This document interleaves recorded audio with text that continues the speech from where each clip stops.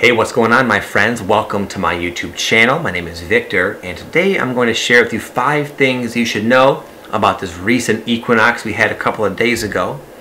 It's bringing with it a welcomed new energy. As I sort of felt earlier in the month, I see March as like the bridge between winter and all of its different expressions of being within and not a lot of action in the real world, sort of emotional, and we're kind of in that transition to spring where more activity, more light, more more outer, being more out there in the world and kind of expressing and doing and using what we've been learning while sort of hibernating. And I feel like the equinox is a perfect metaphor, both literally and energetically, for that transition we're now in. So it's starting to feel a lot better, a lot lighter, and I'll go ahead and get into the video right now. Number 1, something that came to mind, it's that a reminder that we are never as far behind as we think.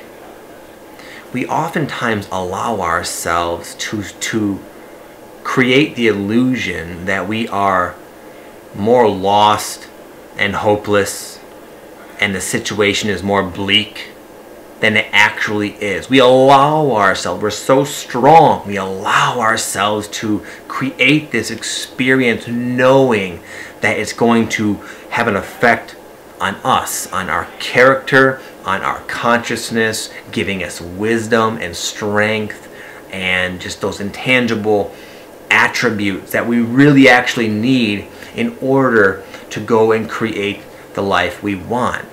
And things can change just so quickly.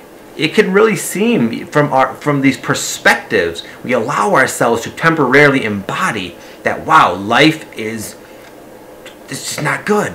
Things are not going well. I can't see any way out of this situation. And then one little thing changes and all of a sudden it's like you're seeing everything that's the same stuff, but you're seeing it from this, our perspective can jump. And with that change of perspective, all these other things come, these new ideas, and all of a sudden this situation that we are so hopeless about it's like a thing of the past, and it's been 5 minutes. So just remember that if you're either maybe have gone through this, I've been going through this sort of over and over for this whole time, but let this be kind of a reminder that if things seem really dark, it's probably that they just seem really dark so that you can learn from them, and when that perspective shifts again, and it will, and it always does, of course, you will have gained something very profound from this fleeting experience.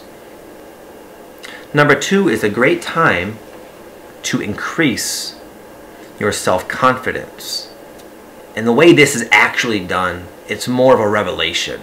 It's more the way we go about this, those of us who are on this awakening path, is we allow ourselves to release issues that correlate with the low self-esteem. Sometimes those issues are just emotions we feel. We just feel really doubtful and insecure. Sometimes those feelings will attract situations that sort of magnify them. But regardless, it's all coming out. Self-esteem and self-confidence, they're not qualities you must work at or build. They're natural. You possess them now. We all do. And it's an illusion that we're unconfident. These misaligned beliefs and past experiences and these old patterns that are sort of obscuring our natural confidence. If you're feeling really unconfident, good, because that means you're strong. And you're allowing this catharsis to ensue so that you can reveal to yourself and actually begin to express a fuller potential of your inherent confidence that you already possess. Number 3 is things starting to finally make sense, sort of. We're in a retrograde period right now. And usually the onset of a Mercury retrograde, it's just a sudden bombardment of revelations of many things in your life that you want to change for the better. And it can seem overwhelming. It can make things that were maybe doing okay in your life start to do poorly. function, at an unoptimal capacity, and it can make you very concerned, like, wow, dude, the way things are going is nothing's working, everything's a problem. But now we're kind of in that phase where you might be over the shock of the retrograde, which it can be shocking to some of us, and in a place where you're getting a lot of insights and ideas and more hope as these insights come. But sometimes it's not enough. We'll get like pieces of ideas, but it still doesn't feel right to act on them, not quite enough to go on yet. There is some space, some ideas are coming, and you're in that gestation period. You're in that process of learning from a lot of the awareness that the Mercury retrograde blessed us with. And then beyond this phase is, of course, blasting forward, full force, rocking and rolling, firing on all cylinders with all this new information, this new direction, new insights, etc. So if you're feeling, I wouldn't be surprised if you start feeling, as I said, where you start feeling like you're getting some ideas but not enough to go on. So my advice to you, if this is the case, to just allow this cycle to kind of play out, take notes, but don't feel the need to urgently act on these ideas, as you very well could be changing your mind again very soon. Number 4, as these energies increase within the collective, within you, our fourth density, like, I don't want to say abilities, it sounds cocky, but perceptions, maybe a better word, will increase. One of them you might notice is more of like that people in general, you, are becoming a little bit more telepathic. Not so much as many people assume. I'm thinking the thoughts as that person and I know what they're thinking. It's more like we tap in, we are all connected, and now we can sort of become aware of how we tap in to certain streams of consciousness, and you can be tapped into it, having an experience, thoughts, emotions, insights, and somebody else who's also next to you tapped in, they voice it. It's like, whoa, dude, I can't believe you just said that. I was thinking that. I'll give a funny example. It just happened to me at the gym the other day. In fact, I'm at this guy's house right now anyway. I was with my friend Aaron Dowdy. We were at the gym. And normally we do this exercise on arm day called skull crushers. Doesn't matter. We normally do this one exercise. And it was getting to the point we were about to do that exercise, and I was just thinking right before, like, you know what, man?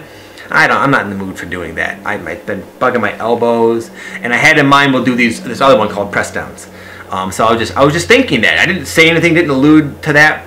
And then literally, as I set down my last set of dumbbells for the bicep curls, we were about to bust out into our next exercise. He says, what do we have next? Why don't we just do press down? He kind of did the motion like that.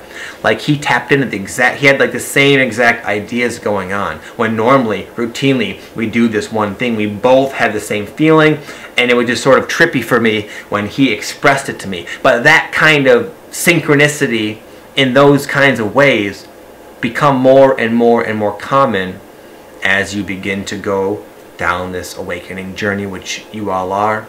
And lastly, number 5, it's a time of action, even though you don't feel ready.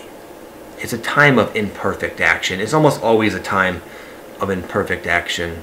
But I don't think we're going to get to a place where it's all together, all the treasure maps perfectly laid out before us.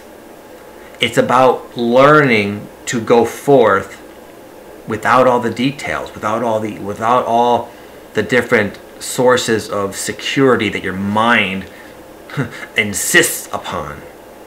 It's about doing your best, accepting imperfection, accepting that along the journey you're likely to learn and grow and improve through experience. But it's a time to get out there and start really going for what you want in life, and to decide to stop waiting around. And it's uncomfortable. What we want is usually way outside of our comfort zone, and there's no way to avoid pressing through that barrier of security. I'm safe, I'm just contemplating, to I'm doing it but I don't feel ready. It's a time to do it even though you don't feel ready. Okay? Anyways, my friends, I hope you enjoyed that video. I'll have to thank my friend here for letting me shoot here. I just wanted to get this up and share this message with you guys for the weekend. I hope you're all doing well. If you're new to my YouTube channel, you can check out, I have a free guided meditation I created.